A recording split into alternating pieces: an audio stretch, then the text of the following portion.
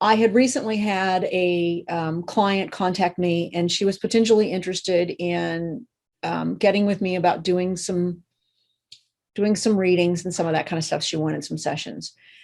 So she emailed back and forth, and we were really going at it. And I thought, boy, I've never had anybody email me like this, just constantly. And then she wanted me to call her before she had the session and so on and so forth. So I ended up calling her. Things were just weird, right? Things were just really off. But I thought, sometimes people are just going through a difficult time. I try not to read people psychically, because that's, to me, is a privacy issue. I don't connect with someone at a psychic level until I'm actually in a session with them. Right. So anyway, we hung up, and I thought, okay, I don't know if she's going to get a hold of me or not. So put her off to the side. So I have a scheduled reading with another person. I immediately start to open up, and I start getting ready to do my work. And lo and behold, this other woman that had contacted me, that I had talked to probably a week prior, was right smack in the middle of my head. So I immediately knew what this was, because it had happened to me once before. And I said, this woman has attached to me. She has done something, and I am psychically, I don't want to call it an attack, because I don't like that word. I'm going to use the word intrusion, right? And we're going to be talking about that when we do our psychic self-defense, course that we are working on. But she was there, and it was very difficult for me to do my sitting. I had to work to clear that out. So I did my session. It went very well. I was very happy with it, but it was very difficult for me to purge that. I immediately got on the phone to you, and I said, you're not going to believe this. This woman is attached to me. Now, I didn't know if it was intentional or not, and we discussed that quite a bit. Just real briefly, what did you do besides perceiving the situation after that? And you don't have to get into details, but what was the intention that you put out there to help solve my situation with that lady that had kind of attached to me? Well, the intention was removal. You cleared my space, right? And protection. Yeah, because cleared that energy from, you were being invaded by a vampire that wanted to tap into your third eye. So, and it was also in your solar plexus. So what's important for, I guess, people to be aware of is that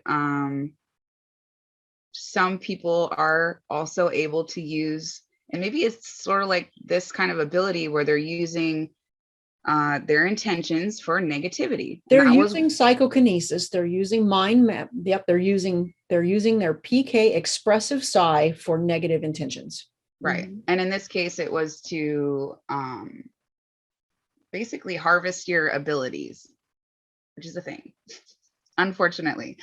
But that was the reason. So what you did, though, how you resolved it, was basically. So what I did was I came to you energetically, and I looked at your chakras, and I saw a string on top of your head and something else that was poked into your solar plexus. And those were the things that I removed, ta-da, and sent back. And what was interesting is when you had told me that you had, there was something in the solar plexus, it had dawned on me. I had been really physically ill for a couple of days. And it was the weirdest. I have chronic fatigue, so I am extremely in tune with my body, And I even said to my husband, I said, I am sick in this really weird way that I am not normally sick. And I couldn't put my finger on it. And it wasn't until I opened up psychically that I felt this woman was present. And then you told me about the solar plexus. That's when I put 2 and 2 together. And that was validation for you as well. As I went, oh my gosh, there was 2 days where it was just the weirdest kind of sick feeling that I had ever had in my life. It's just different. I can't even explain it. Yeah. Can't even explain it. So you went in and you basically pulled those off for me. Right. Which is that expressive psi. You're using your energy to positively affect my energy.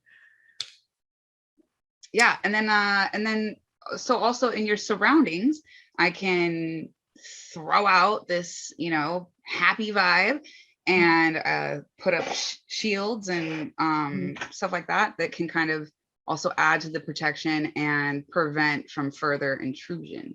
But then the other thing is to let you know that it was happening, Right. and that so that you could be aware of your own energy and keep your own space clear, because that's again the goal. It is the goal. And I think that that's important to discuss. And that's why I reached out to you, because I went, oh, this is Sarah's domain. I got to get a hold of her.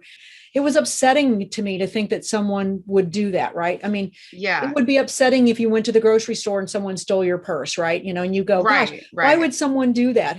But Yeah. Unfortunately, people do bad things. And so this energy was coming from this living person.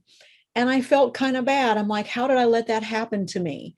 And yeah, you didn't let it happen though. They did it to you. It happened. Right. Exactly. So thank you for helping me with that. But that's, yeah. I thought that that was a really good example to give people of how you used a very healing. It was a healing modality, right? I mean, right. to positively affect my energy against someone who was negatively attached to me in these very strange ways. Right. But then and also helping my shielding. Right. I would say don't feel bad, because it's hard not to feel bad, right? We feel like it's our fault. Yeah, it's not though. And the thing is that I've been attacked so many times, it's not even funny. And I don't know, like there are times when you can remove it yourself, and there are times that you have to ask for help. There's so many times I've had to ask somebody else to help. That's a good point. I mean, let's face it, we can't all heal ourselves. Sometimes we need people, and more so in the way where you are being attacked. It's like, this is a legit intentional intrusion on your energy and space. And just saying that the intention on their part to deliberately get into your space, it makes it hard to just get rid of that if you don't know what's happening. And that's why being aware of your own energy is number one. And then number two is like, sometimes it's hard to clear yourself when you have someone that like intent on doing damage or whatever it is that they're doing, and you need to ask someone for help. So I'm grateful that I too work with amazing astral travelers that can help me if that happens. So yeah, because we all need help sometimes. Absolutely.